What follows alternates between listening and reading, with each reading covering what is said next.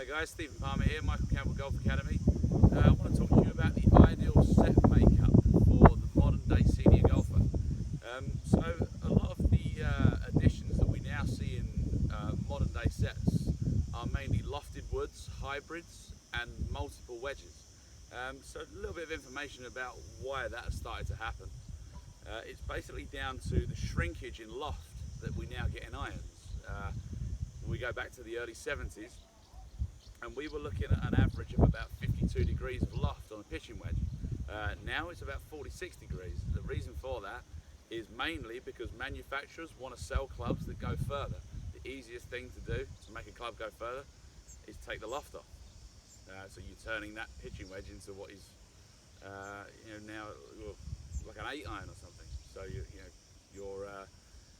take a pitching wedge or an 8-iron that was 40 years old and this is like your pitching wedge now.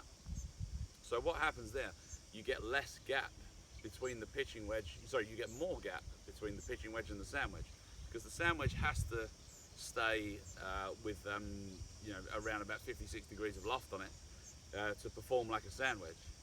And all of a sudden, instead of going 56 degrees, 52 degrees, 48 degrees, it now goes 56 degrees, 46 degrees. You've essentially got room for two clubs in between there. What happens at the other end of the set is that the 3-iron is now the loft of your old 1-iron, and most golfers, especially senior golfers or juniors or lady golfers, in general can't get the ball in the air with a long club, which is why we now have lots of hybrids and lofted woods, like 7 woods and 9 woods that help you get the ball up in the air.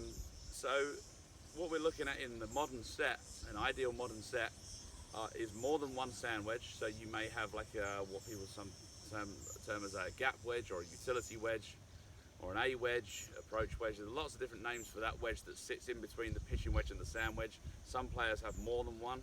At the other end of the bag, people are taking out the 3 and 4, sometimes even the 5-iron, and replacing them with hybrids. So this series is going to be about how to make up your set, how to choose your wedges, how to build an even gap between each club throughout your set. So stay tuned for that. I'll see you in the next video.